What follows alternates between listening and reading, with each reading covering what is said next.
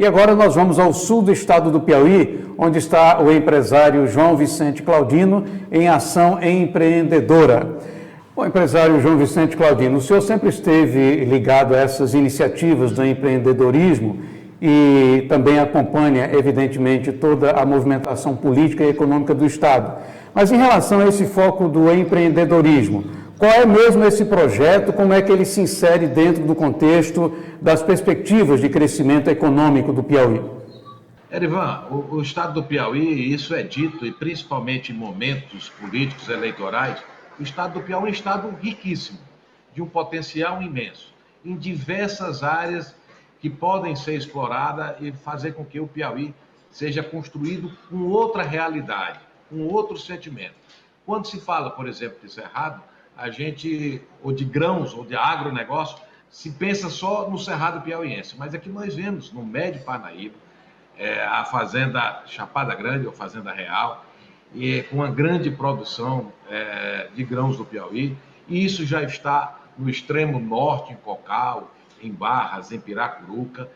Outros segmentos na área do turismo, outros segmentos nas áreas industrial, Picos, que tem um grande potencial de castanha, mel, e que o que nós defendemos e acreditamos é que o Estado ele tem que ser cada vez mais parceiro e indutor desse processo.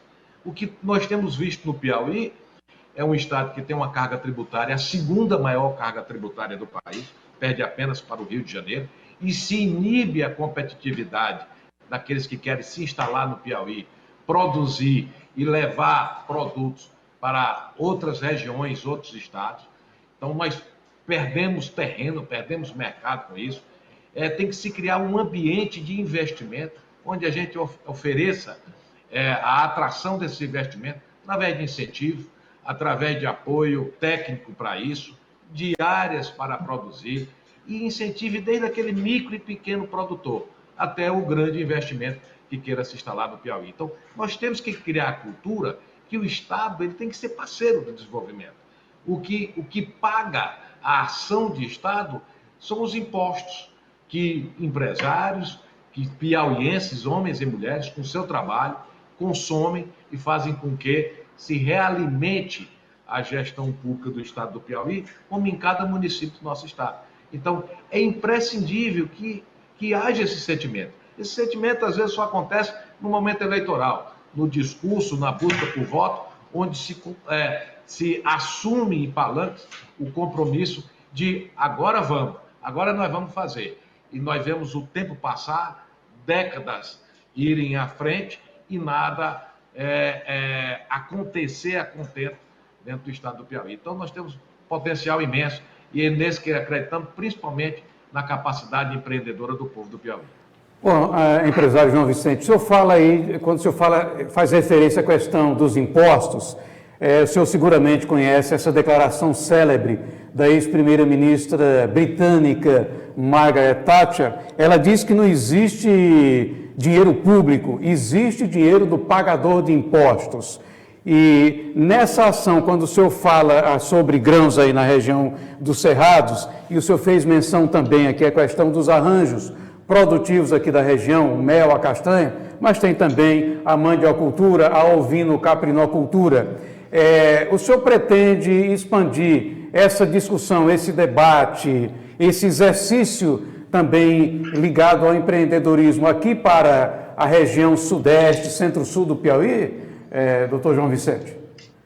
Erivan, o MOVE, que é um movimento de empreendedores no estado do Piauí, o Arthur, que é o presidente desse movimento, Arthur Feitosa, ele já está programando para a região de Picos um encontro desse, para que a gente possa debater, ter uma radiografia, um diagnóstico do que é realizado pelos empreendedores dessa região.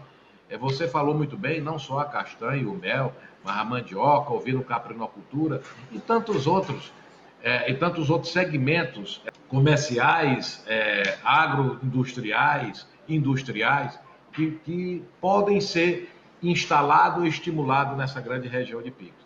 Então, tem no projeto do MOVE, um encontro em Picos, deve ocorrer no mês de setembro, para que a gente tenha esse debate franco e possa aprender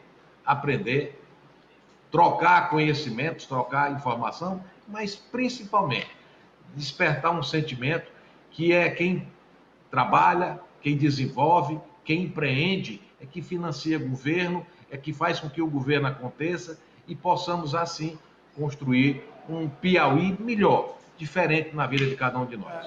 Em relação a essa pauta econômica, estaria faltando planejamento, um planejamento calcado realmente com base na realidade?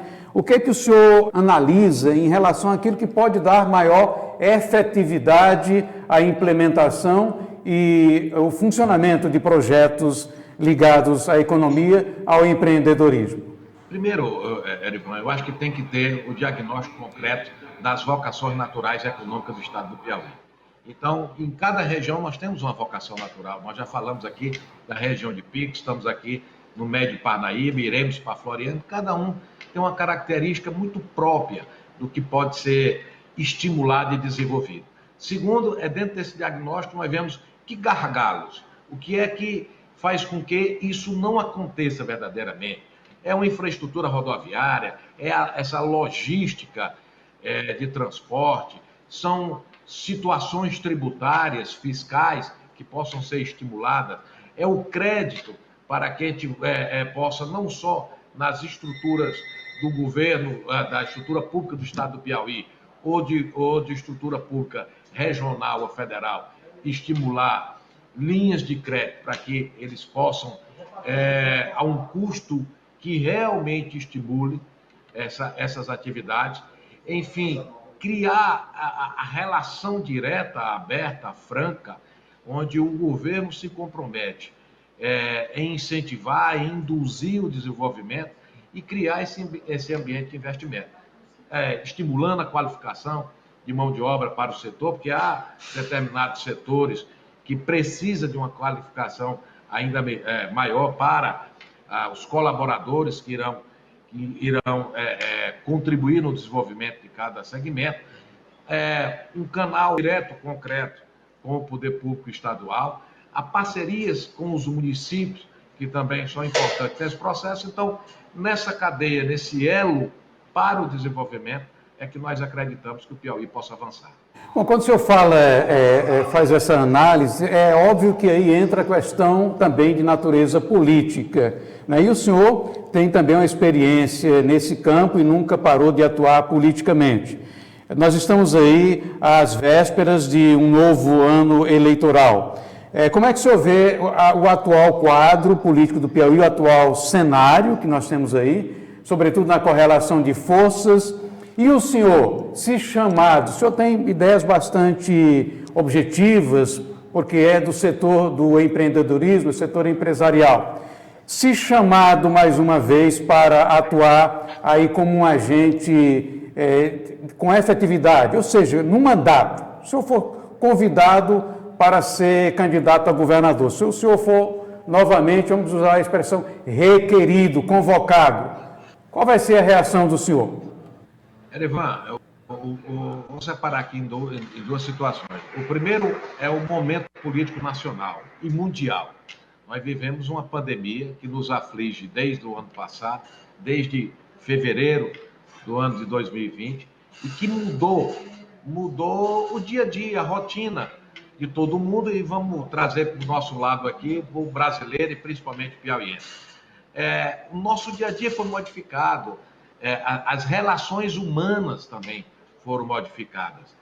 A política, nesse momento, ela passou por uma situação ainda muito pior, porque no momento dessa crise sanitária nacional, mundial, tem sempre aquele embate onde quem termina sendo o salvador da pátria, todo mundo quer ser o dono da melhor solução para que se encontre caminhos teóricos para que atenda às aflições da nossa população. Então, o momento político nacional ainda é um momento de instabilidade, inclusive institucional. Nós vemos aí constantemente o acirramento das relações entre executivo, judiciário, legislativo. Ela chega a influenciar as correlações de força a nível estadual. Segundo ponto, nós já disputamos em 2006 uma eleição de senador, fomos eleitos. Em 2010 colocamos o nosso sentimento de amor ao Estado, de acreditar que nós podemos fazer o Estado um Estado moderno, indo todo o desenvolvimento, e levamos isso para as cidades do Piauí, para o povo do Piauí, na nossa disputa pela candidatura ao governo do Estado. Infelizmente, não conseguimos êxito. Passando esse tempo na nossa vida política, encerramos o mandato de senador, decidimos não ser candidato à reeleição, porque nós não somos políticos carreiristas, nós não entendemos que política é profissão, política é missão. Então, assim nós fizemos. E agora, sempre que tem uma eleição, o nosso nome é ventilado, é colocado em pauta para que nós possamos disputar a eleição. Eu quero dizer a você que se esse desafio chegar para nós estamos prontos. Sempre tivemos pronto para ser um servidor do povo do Piauí e fazer com que a gente possa transformar esse estado tão forte, tão rico, de um potencial tão grande, em um estado muito melhor para as pessoas que aqui vivem, que aqui querem construir o seu futuro. Então, nós estaremos prontos. Agora, nós fazemos isso com muita naturalidade. Eu disse, eu não sou político profissional, tenho um político com missão de servir, de fazer com que o nosso conhecimento e aquilo que nós aprendemos com o povo do Piauí seja transformado em ações concretas para que aí nós nos orgulhemos do que nós plantamos e fizemos na política. Então, eu quero, nessa pergunta que você me fez, se for assim, convidado, e a gente vendo que a correlação de força tem esse sentimento de servir ao Piauí, nós estaremos prontos.